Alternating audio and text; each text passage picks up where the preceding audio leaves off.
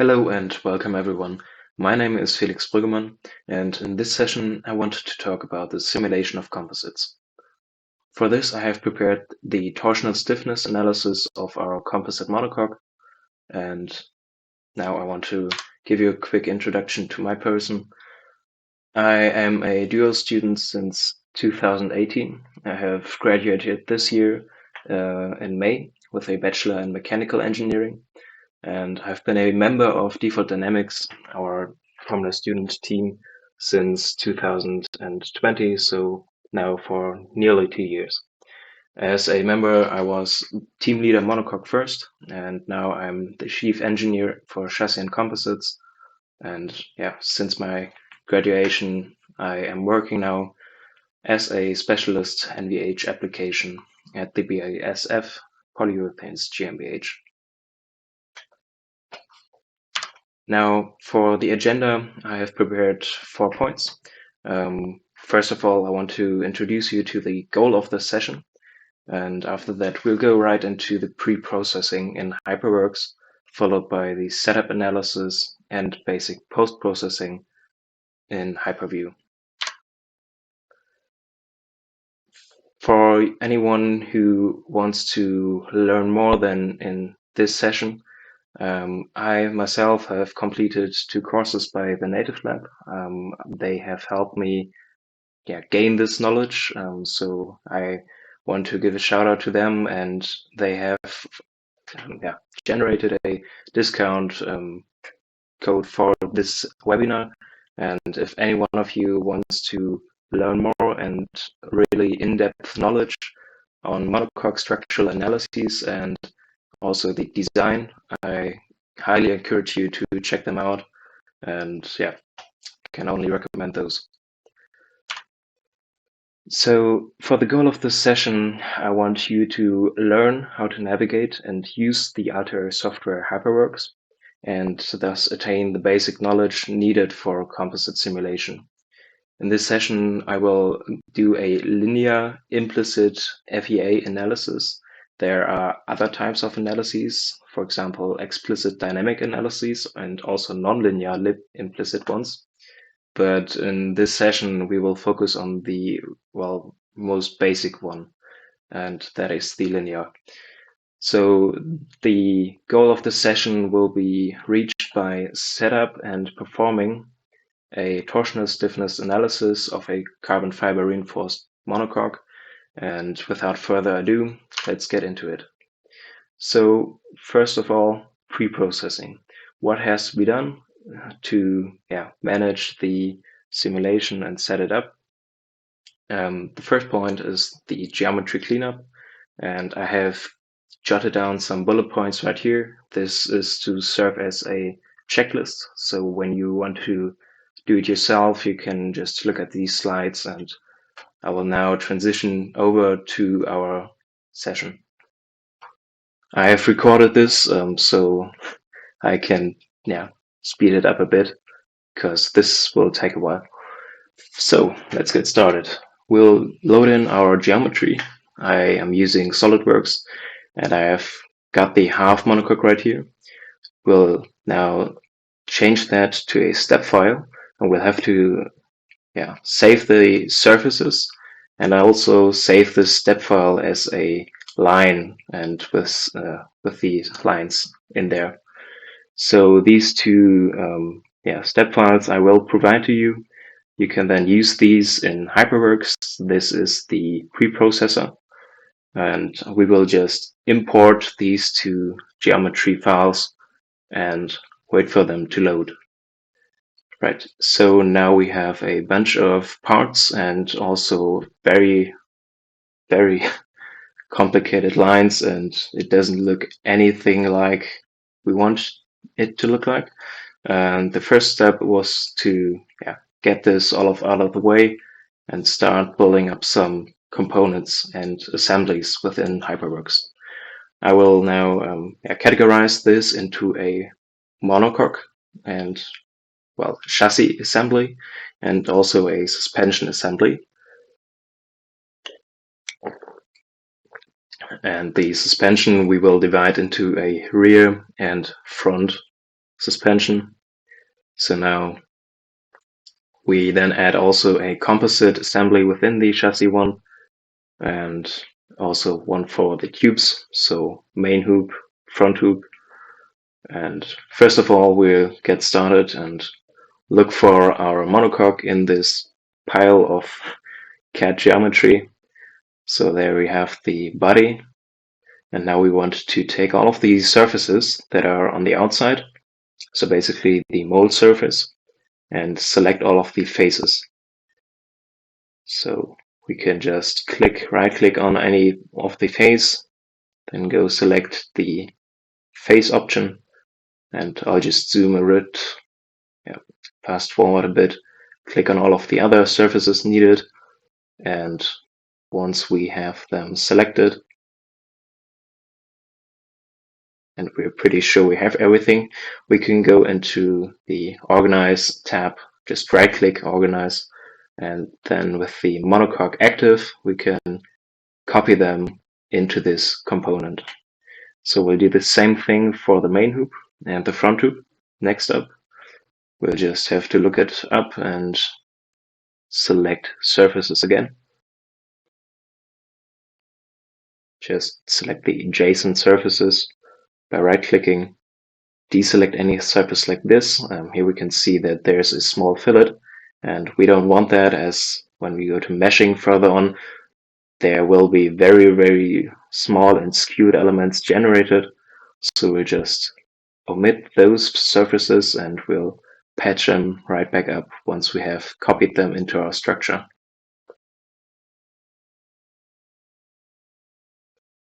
So we just hit copy. Now we have the outer surface, and as I've told you, we can, in the geometry tab, go to surfaces and patch, and then just look around. Anything suspicious? No, nothing. We just patch it up, click on all of the edges and hit the arrow. So just click once you've seen that arrow show up, and that looks beautiful. So those front surfaces, I have accidentally selected them. We can just select and delete. That's all there is to it. Now we have a half front tube, and we only do the half front tube as well. We can later on mirror those geometries and speed up the process a bit by only having to clean up one half of the monocoque. Now next up, we'll go ahead and look for our main hoop in this mess of lines and geometries. Da bin ich mir leider nicht sicher.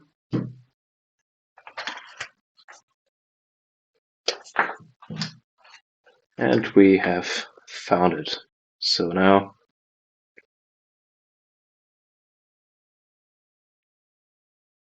we just select the lines, click right click, and select adjacent. And with Control J, we can just select any other lines attached. Now we have what it seems to be like everything we need. Just deselect some of the lines we don't need. And after careful inspection, we can also organize, copy, and get them over right into our component called main hoop. Now just some quick cleanup. Anything we don't need, we can just delete right again. And now we'll move on to the suspension. So we look for the lines in our parts and have found them. Now the rear suspension first. We just select all of the lines for the A-arms, rocker, and damper geometry. So that's just like the basic lines where the actual components would sit. And same thing for the front suspension. Select everything, copy and organize it right into our new component. And that looks perfect.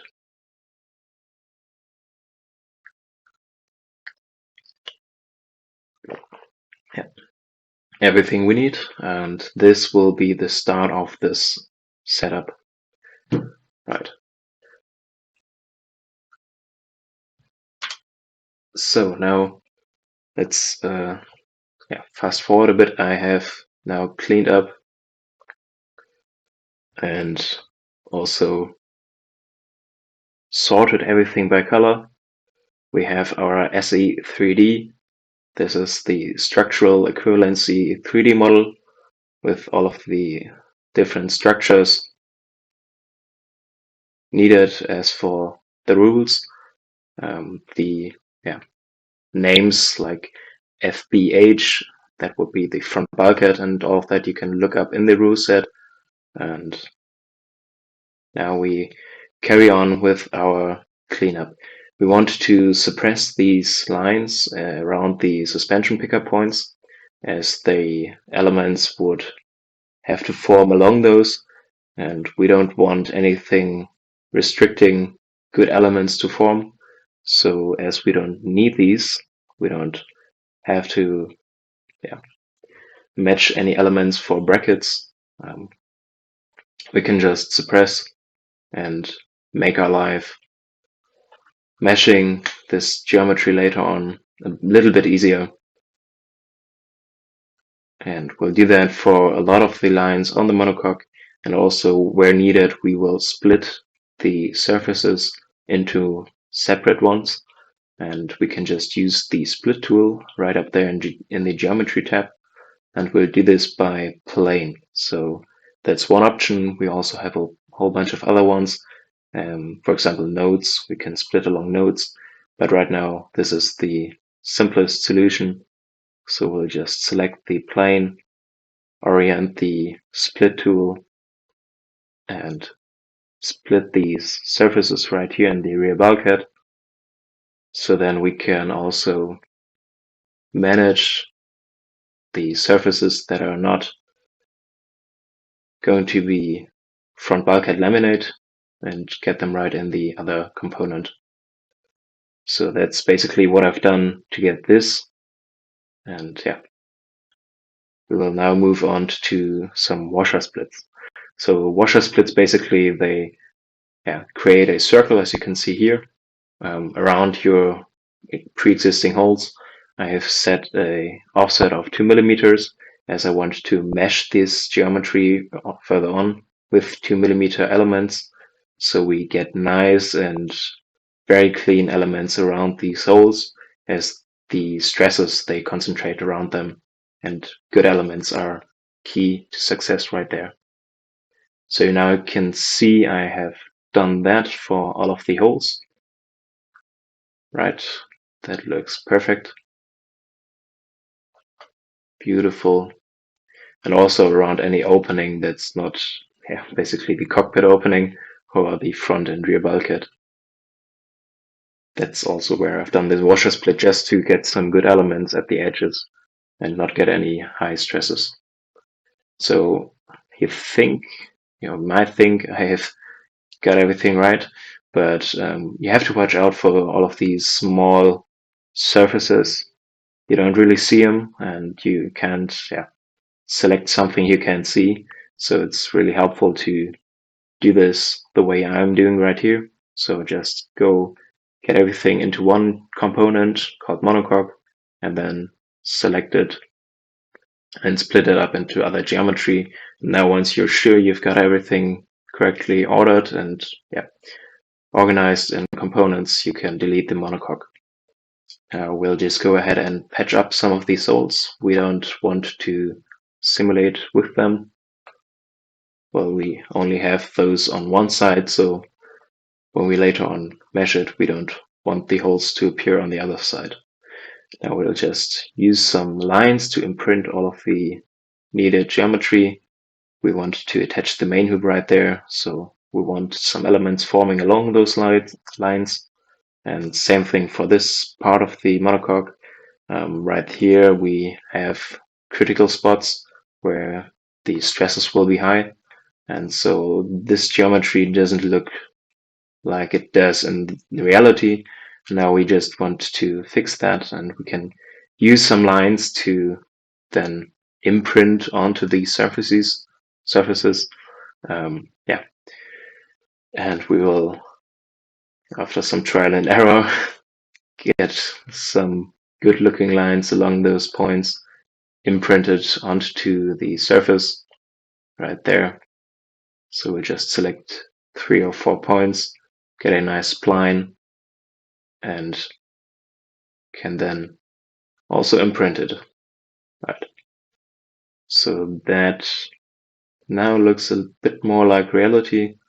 We don't have these surfaces as the tool is not there, right? You can only lay up carbon where you have a tool, and we'll do the same thing in the back right here. We just want a smooth transition, so no harsh geometry changes, and that looks good to me. Same thing, imprint and split after that. Right, get rid of the surface, and that looks perfect. So we should be able to get some nice results from that. I don't think there is anything to be improved right here.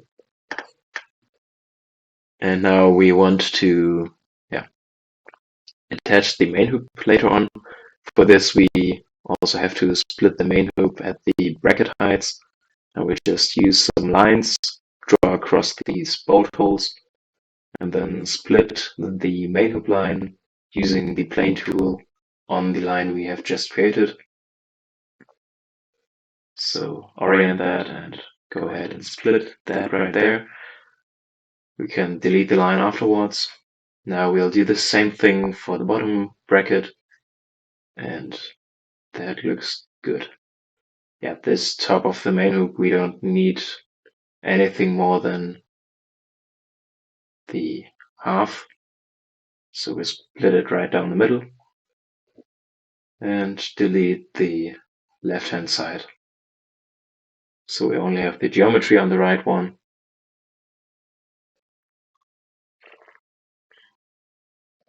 And now that looks pretty good to me. We can now move on to mirroring. So we'll select Keep Original and Stitch with Original. We want to view the preview, and we will mirror all of the components we can see right here. So everything that makes up our chassis, main hoop, front hoop, monocoque, we will just select all of it, use the XY plane. We just have to drag along this base point, get it right on the center line, and when we look at it, yeah, that is perfect. Now we can hit mirror, and it might take a moment. Yep, there we go. Now you can see we have a lot of new components created. They are basically the copy, and we don't need 2 components for one of each structure. So yeah, we just clean up a bit. After mirroring, use the washer split on these holes right down the middle. And once we're happy with how the geometry looks, we can then go ahead and saving in between is something I would recommend. But now we can go ahead and use our pre-existing components and collect all of these surfaces we have created by mirroring. We just have to select one of the new structures, like the component, then drag a little bit in this area, hit S for surfaces. Now you have selected all of these surfaces and can organize them into our pre-existing components. So now you can see the front bulkhead is all contained in this pre-existing component.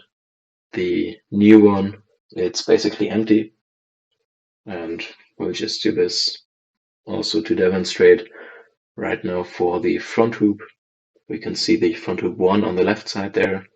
We'll just go onto the old front hoop and select the component. Right, so we have got that. Looks good to me, and we can now go ahead and do that for the rest of the components. That's the magic of editing. And once we have selected everything or organized everything within the pre-existing components, we just inspect everything. Anything we have to joint, stitch, or lines to suppress, no, nothing. So that's the chassis geometry cleanup done. And now we can move on to the suspension geometry. We only have to do two small things. First off, we'll just split this upright, or this line where the upright would sit, and we'll split that with another line. So we'll select the upright line, select an A-arm, split it, and yeah, now we have the geometry as we would like it. Just draw a new line up here so those are connected, and we just delete the bit of line in the bottom. That's the front suspension. Now we'll just do the same exact thing for the rear. So it's a split line by line. That looks good to me. Now just create some new line up there. Yeah, delete that, we don't need it. And everything else can be left as is. And now we have one half of the suspension. And what we are missing right now is the torsion rig. So we're doing a torsional stiffness analysis. This we would later on test in this rig. Right here you can see where the suspension would be held. Now we have to get this geometry, or basically the point of rotation up there in the front. So we want to create some new geometry, and we do this by drawing a point right where we want to rotate the front axle about. And we can now create another point right down up at the upright. So just select the midpoint of it, drop it down by 270 millimeters, and then create some lines in between the upright and the point of rotation. So that's a very simple torsion rig geometry, nothing too crazy. And now we have to also organize this into one of the components. We'll create a new one right here. Just select the lines and organize it. Just give it some new color. Perfect. So that now is everything we have to have as far as the geometry goes. And same thing, we want to now mirror this geometry about the XY plane. Select that. Now we'll also have to drag the base vector just a bit to the right. So we'll view the chassis once again, drag it, put it there, and yeah, that looks good. Keep the original and hit mirror. Perfect. So yeah, this is part one done. The geometry cleanup.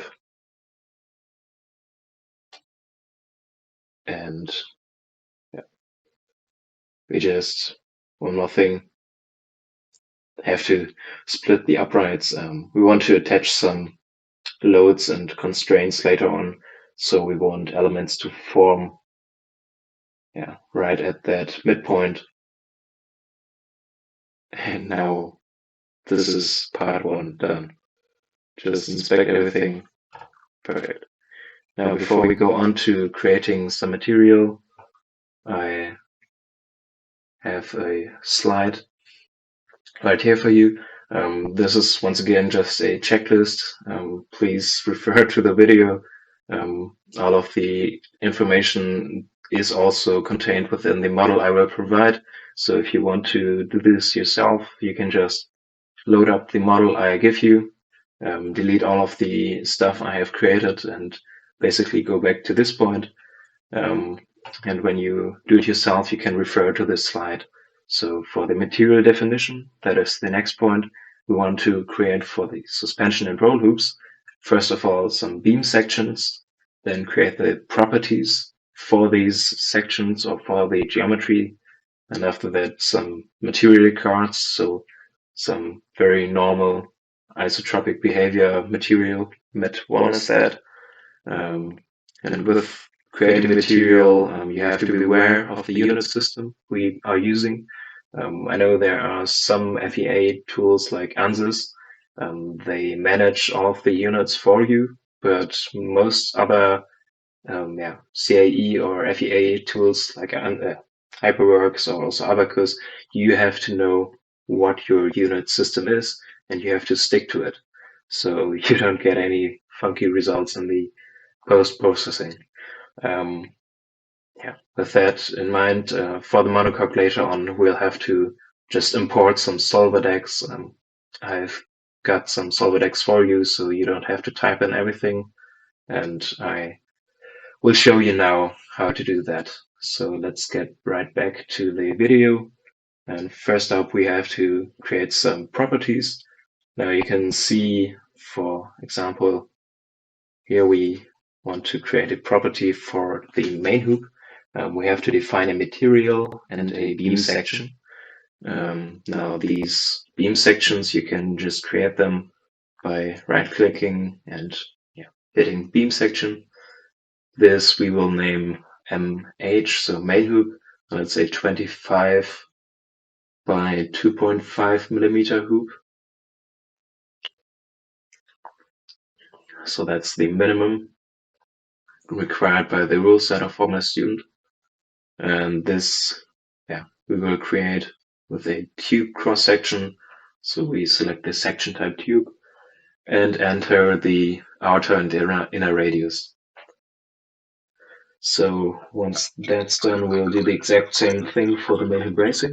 Just select that and enter the geometry. And we'll do the exact same thing once more for the carbon fiber A-arms. We have two types. One is 15 millimeters, one is 16, and that looks good. So we then have to create some material. Let's just name this property once we're here. And now we can already select the main hoop section. You can see the information right there once again. And next up, we want to do the same thing for the main hoop bracing. So we also use the minimum cross-section possible. And now we'll do the same thing for our tubes, for the A-arms. So it's a P tube. And we can then select the cross-section right there.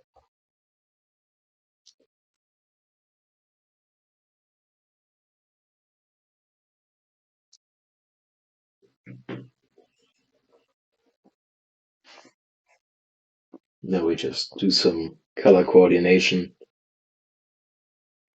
Right. Select the other tube section. And now we can go ahead and create the material. So let's right click and there's the material. First up, we have the carbon fiber reinforced plastic tube. This we can model as a isotropic material, as it's just a basically Young's modulus along the tube that we have to have. So we can now enter the Young's modulus of 82,000 megapascal. And that is some information you can get from your provider or your manufacturer. At least for our manufacturer, they have tested this. And just to get some mass information later on, we can then add the density. And now we go ahead and select that material right down here. So the property for each A-arm is well defined. And for the steel tubing, we use some E235 plus N that is basically mild steel. And we select the material right down there, so now we also have the beam properties set. Right. So now we want to divide the front and rear suspension into multiple components, just as we did with the monocoque. And for this, we just select one of the corner modules. Now we can select all of the lines used in the simulation which we want to be rigid. So, for example, the damper, we won't have a damper installed when we test the torsional stiffness, since we don't want the suspension to take over basically neglect the movement. And those components we will now mesh as line bodies. You have seen it right there. And we will use the main hoop property, so we just have to assign any property basically, and we will later on define these as rigid. But I'm using the main hoop so we don't get these confused. So now we do the same exact thing for the A-arms. In the front right here we have some 60mm A-arms. So we just quickly note that down in the component and select the property for our 60mm ones. And then we can, once we got the right material selected, go ahead and do the exact same thing once again for our push rod. So we'll select this component, make it current, and go ahead and mesh our push rod. It's just one element over the whole length, as we don't have any bending in there. It's not necessary to have more than one element. And it's a C rod. And that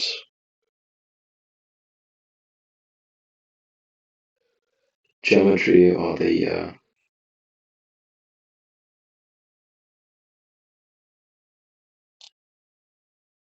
right. We have now done the same thing for the rear. Just select everything, put it into the components, mesh it, and in the rear we only have 15mm carbon fiber tubes. Now that that's done, we want to tell the solver that the damper and rocker and also upright shall be treated as rigid bodies. We do this by creating some rigid bodies in the Modal tab of our HyperWorks right here. To tell the solver, hey, that thing is rigid, we have to create a set. We just call this rear upright, for example. And now we can just select all of the elements that make up the rear upright. So that's 3 line elements right there. And we can then go ahead and also name our rigid body accordingly. And then we'll select the element set we have created. And as for the reference node, there we will pick the middle node, where we later on will attach our boundary condition. So we misclicked right there. It's not the front one. We have to select the node in the back. Right, so that's how you get the rigid bodies. And we did this with a flick of a, or with the power of editing. And now we have to create some rigid body elements, so-called RBE2s. First up, we want to mesh the surface patch around the bolt hole. Just create a beautiful surface mesh. and then go ahead and create a component or rename one of the components in the front suspension, make it current. Now we can go ahead and open the panels. These panels, they are basically the old UI. So we have to click on 1D rigids, and then we can select that node up there. So the reference node of our rigid body, drag and select all of the other elements down there. And now we have it looks like a spider. And we did that just for every else or every other rigid body or basically geometry to attach the suspension to our monocoque. And we also did that with the rigid body down here. So for the torsion rig, we want to neglect all of the compliance in that rig. Since it's a pretty big I-beam, shouldn't flex too much. So yeah. Now we'll go ahead and move on to the front tube after we are done meshing the suspension.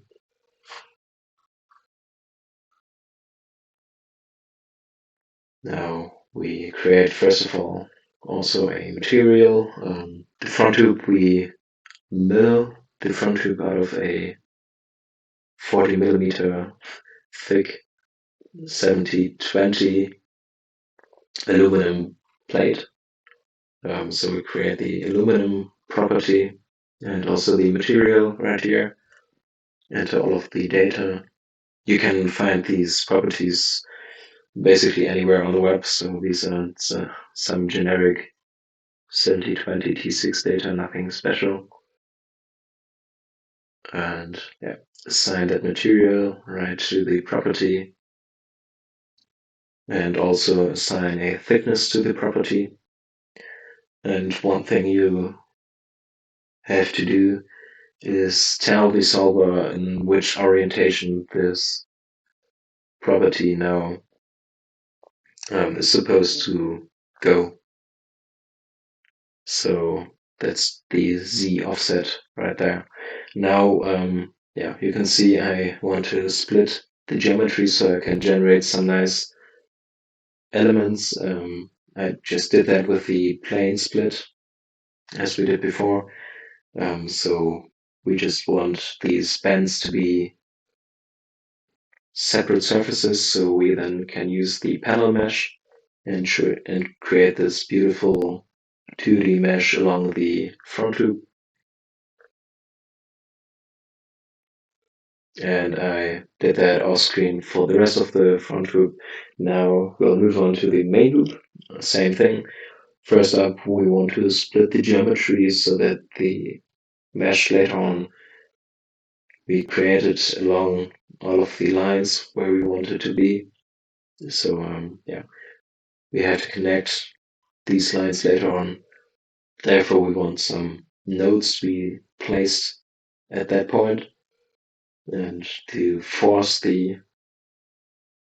Hyperworks to create some elements right there, or basically nodes.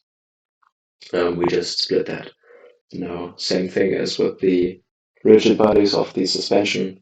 We just select all of the lines, but other than the suspension, we don't do just one element per line. We want to capture the geometry, capture the curvature, and have a higher resolution basically, as these elements will be under bending, and we'll just create some 4 millimeter long line elements. Select the property and go ahead and mesh it. So now we have these small sections and they capture the curvature quite nicely. And now we'll just do the same exact thing, but with a bigger element size. We'll just use 20 millimeters for all of the other lines right here. Just select those, put 20 millimeters right there, and go ahead and mesh it. Perfect. One thing I did also off screen was later on assign the correct property to the main bracing. So you can just select the main bracing elements, right click on them, edit them, and then go ahead and change the property in that card right there. Now we also already have attached the suspension. We want now to attach the main hoop to the monocoque.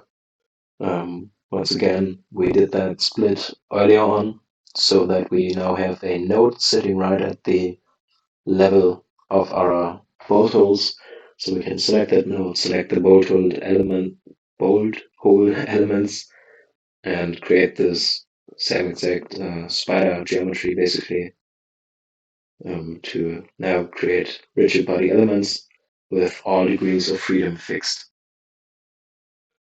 Alright, so that's all of the suspension and roll hoops now meshed.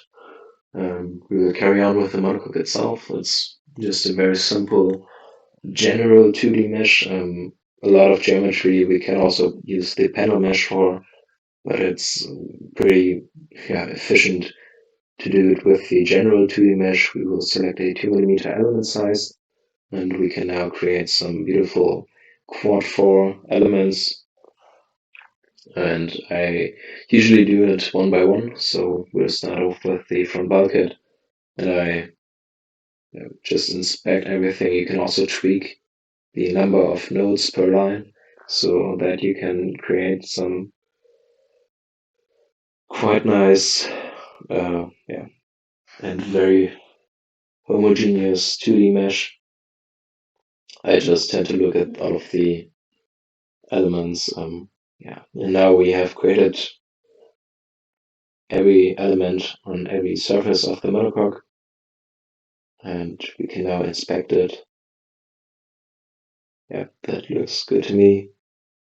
So I just saved you a bit of time there. I've done it off screen, and now we can go ahead and look at the element normals. So when we do composite simulation, we also have to check for the element normals. Every element has two directions basically, one of which tells the solver in what direction the laminate should be laid onto the mold surface. So exactly like we did with the front tube, where we told the property you should stack from the bottom up. We now have to reverse this orientation because we want the laminate to be laid into the geometry so that it builds up from the outside in. And when we look at the element normals with the vector display, you can also see that quite clearly. The color display is just a lot less intensive for the computer to handle. But when we look at the vector, it points inward now, so that's the correct orientation. We want the blue on the outside and the red on the inside. And we can now go ahead and create a property for our monocoque, as we did with the shell elements for the front tube. But this property is then called pcomp p, so that's the one we were using.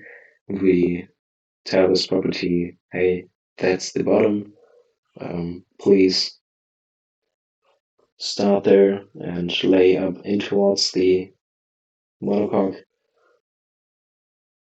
And that's one thing done. We now have to look at the other orientation a element can have. That's the material orientation. And that doesn't look too good. We can only display so many elements without having the computer to freeze up. Now we zoom in a bit and we can already see, that's all over the place. We have elements in random orientations, and we want to align those elements according to our material orientations we have defined. And at that point, I want to just show you the slides I've prepared. So now that's the mesh generation. You can just take off everything as you're doing it. If we go ahead and skip to the laminate creation, we can now look at the orientation we want to lay up the carbon fiber into the monocoque. This is the general element orientation. So otherwise, if not otherwise specified, the 0-degree orientation is along the length of the monocoque, and the 90-degree orientation, of course, is perpendicular to that.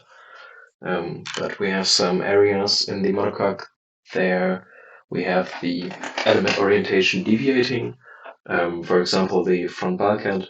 We want to laminate the UD, or the carbon fiber along the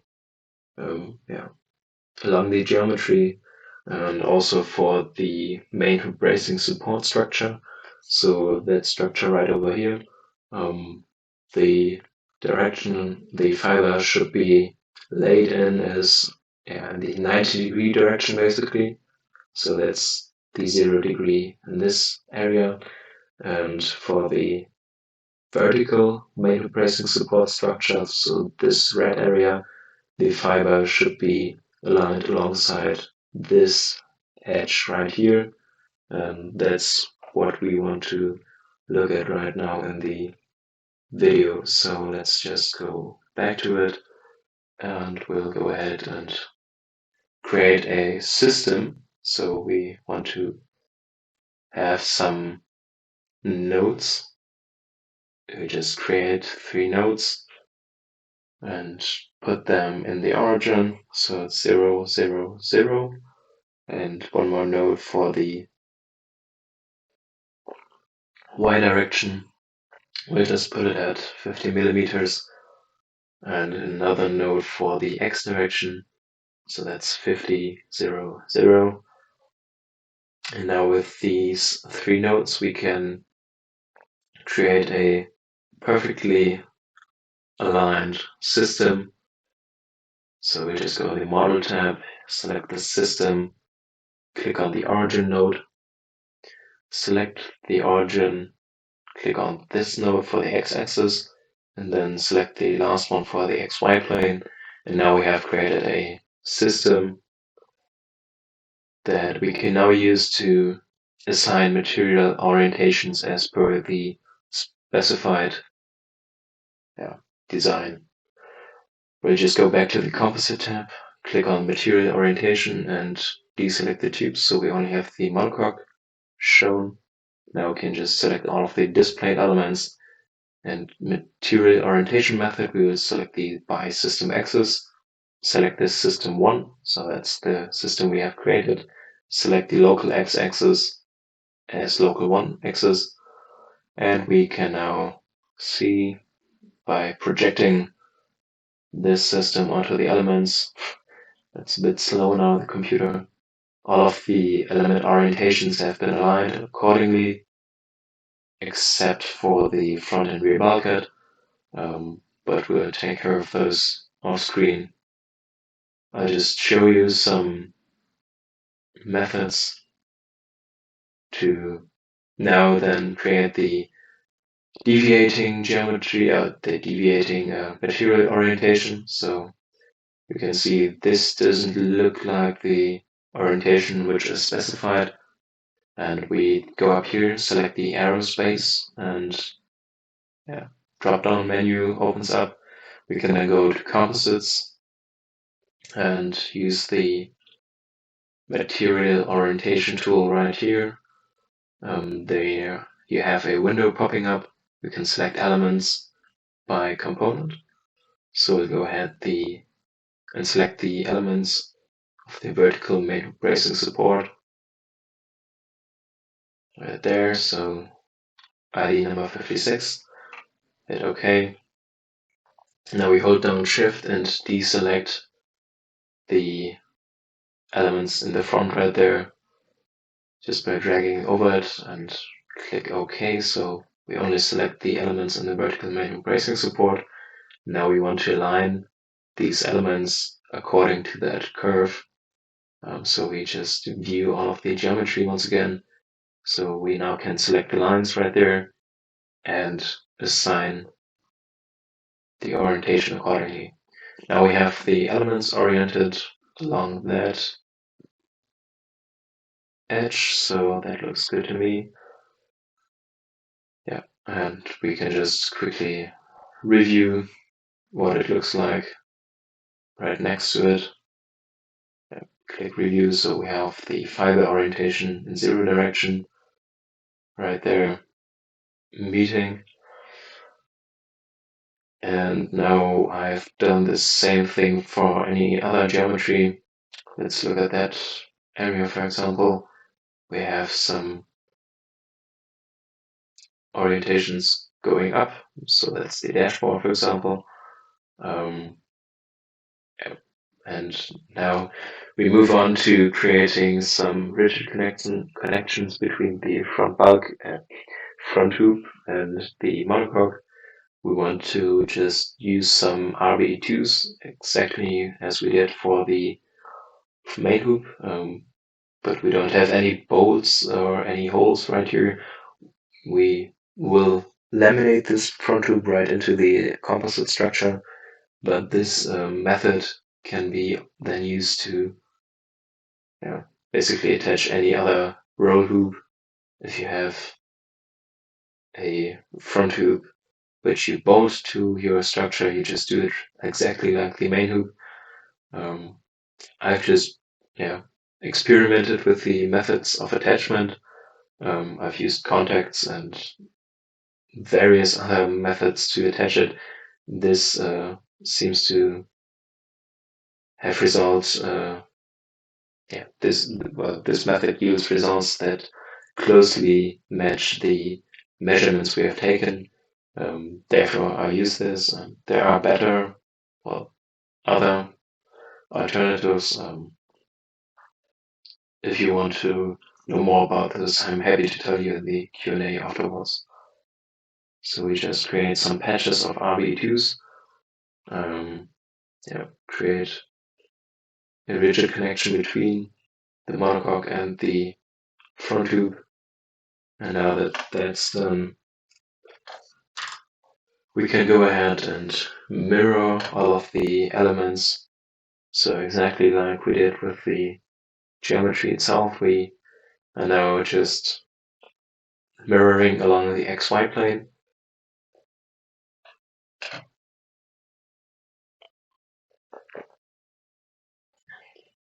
And of course we want to keep the original, but we have no option to stitch it, and that is something we do later on. So right here in the Validate tab, we can go ahead and use the Free Edges tool and just check all of the elements, use a tolerance of 0.1 millimeter. Now you can see we have some nodes that are equivalent, and we can just go ahead and equalize them. That's now connected, and we now go on to selecting all of the material we need for the monocoque. So I have defined some unidirectional and twill material, also some aramid fiber. Those I have defined in this tool called ESAComp. It's also a software by Altair. And we just select all of our honeycomb we use right from their database. We can then save us some time because this is quite tedious to type in everything. So just export the data right here and export them as a material for shell elements. So it's a MAT8 material card. Check all of the system units if they're correct. That looks perfect to me. So it's millimeter, newton, and tons. Now we can export this .fem file, and we'll call that material composite. Right, so we just hit save, and now go back into our model. We go up here and import this solver deck. We can just double click it and hit import. and within a few seconds we get all of the material we need to define the laminate. So at this point we can then just quickly browse through all the material data.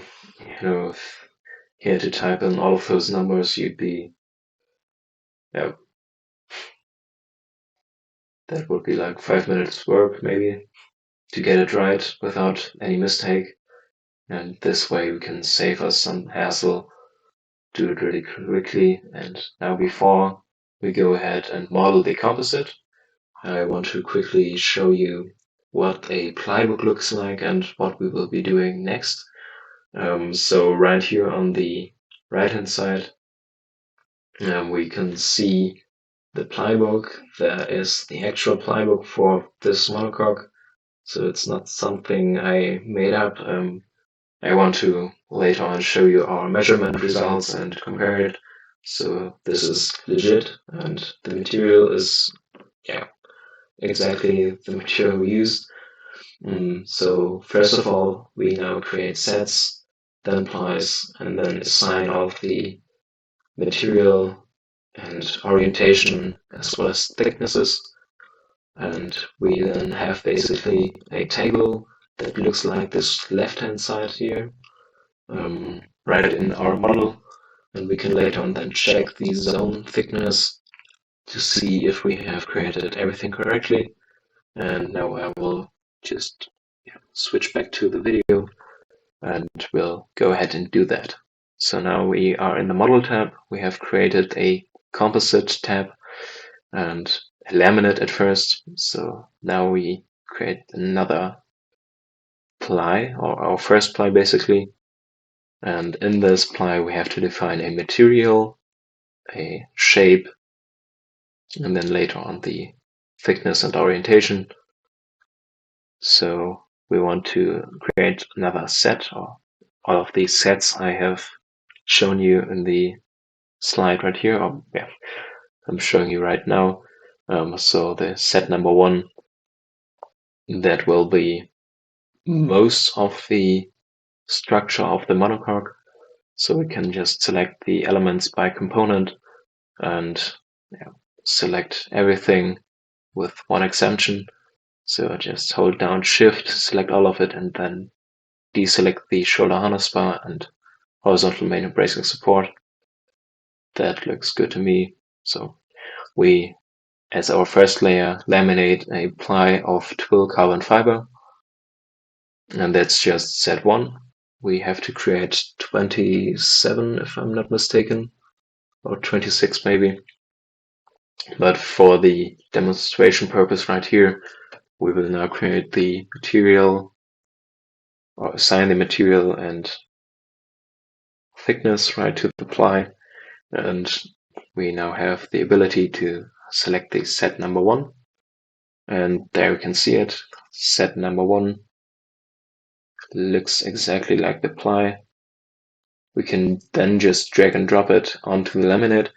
And that's basically how we move on through this entire plybook. And with the magic of editing, we now have done that. We can see that we have all of the plies in our model. And next up, we want to check all of the zone thicknesses to make sure that we don't have any mistakes in there. So we go down here and deselect the automatic view, select the thickness view, and it takes a while, but now we have all of the thicknesses. We can look at them, compare the thicknesses, and then we see, with the exception for the area where we have the front hoop, of course, there will be no core laminated right there. Every other region or every other zone is defined correctly. Now let's just look at the model with the 3-dimensional view. So that takes a while. to load, but now you can see that we have the front tube, and where we have the front tube, there is no core. That looks perfect, right? And for the property pcomp,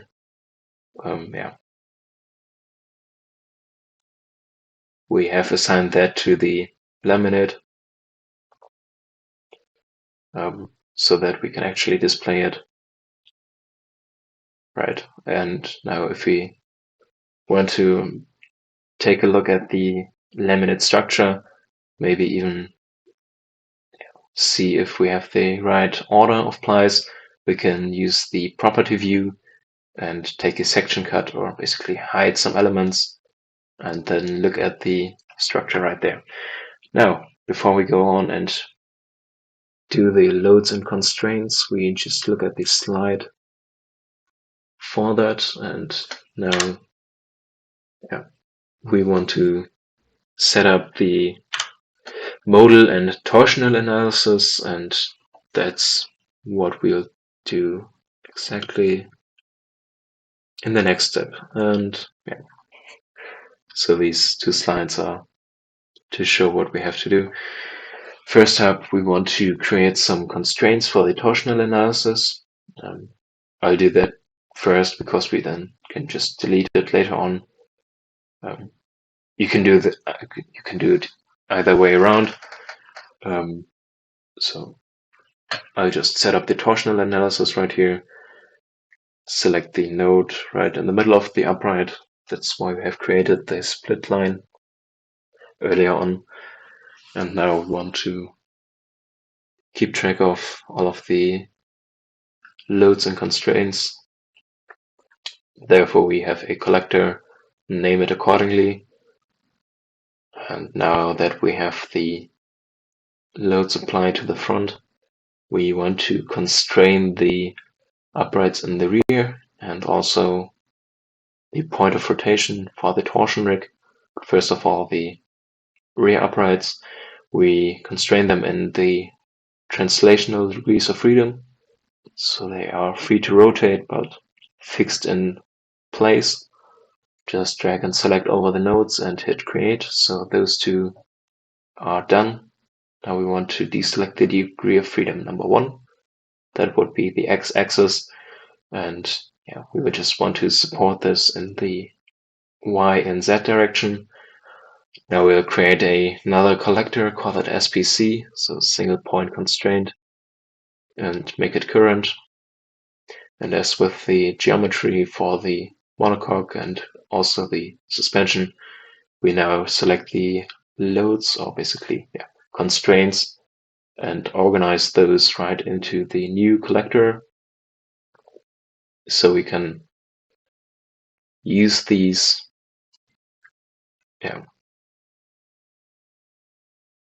One thing I forgot to mention, after mirroring the elements, you have to also create all of the rigid body elements on the other side, so you can't just mirror those.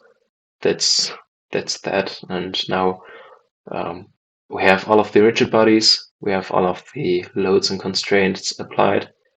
The torsion rig right there, we just added the mirrored elements to this set.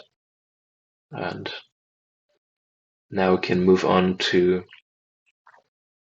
creating the load step and load step input. So this load step will be called torsion in or around the x-axis, and we then select the linear static analysis type with the SPC for our single point constraint and the MX for the load. And now that that is all set and done, we have to just select some global output requests so we can look at them in the post-processing. And that, we want to look at the element strain energy, the SPC forces and also stress and strain. And now we just do a quick check element and select no right there. This is just to speed up the analysis. It's something Altair recommends, so that before exporting or before running the analysis, the OptiStruct solver won't check every element for skewness or anything like that. Now that we will save as torsion. And now for the modal analysis, well, why do we do a modal analysis? We want to check if the element is, if the model is defined correctly. So if there are any funky elements defined or anything is not properly connected, we will see these things float away in the modal analysis. So we just delete all of the load steps and geometry used by the torsion model. We don't need those, and we then create another load step input, a new one. It's called accuarcy, so it's a load step input. And now we go ahead and use a new load step called normal modes. Select the normal modes and analysis type normal modes.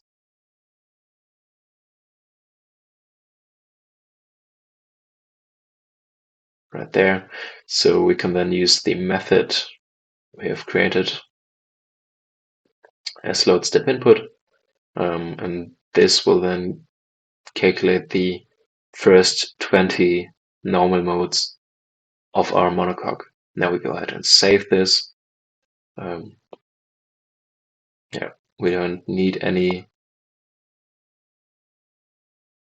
constraints now, and also we don't need any rigid bodies. So actually the solver will abort if we have rigid bodies in there without any elements defined. So that's everything we have to do. We are now ready to run the modal analysis, and we just save this right there. Now we hit run and wait for this new window to pop up. Right, so it's ready and starts calculating. And now we can use Hyperview. So we just open Hyperview, select the H3D file, that's the output file, and hit apply. And I was talking about model checking. So if we have done everything correctly, nothing should float away, but we see right there the manual bracing. This is for demonstration purposes. There's no connection right there. So the first few normal modes, they look pretty silly. If we have done everything correctly, meshed everything correctly, and equivalenced all of the nodes so that the elements are connected, the first normal mode looks quite a bit different. You can see the monocoque itself is now